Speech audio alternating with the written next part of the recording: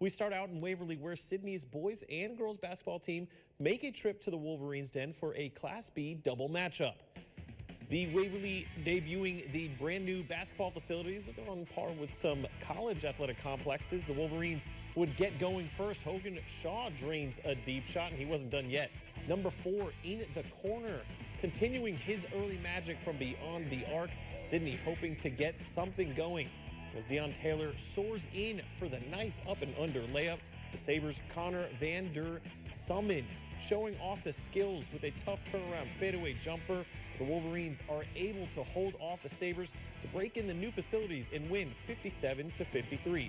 Elsewhere around Section 4, Trumansburg hosting the Oneonta Yellow Jackets. The Blue Raiders getting the 3-point win over Oneonta 58-55.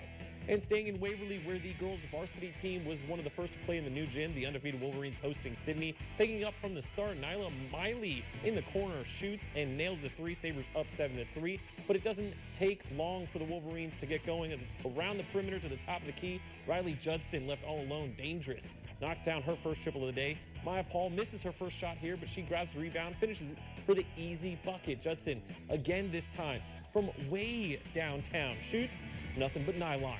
The Waverly girls defend that brand new home court to stay unbeaten this afternoon, 63-52, the final.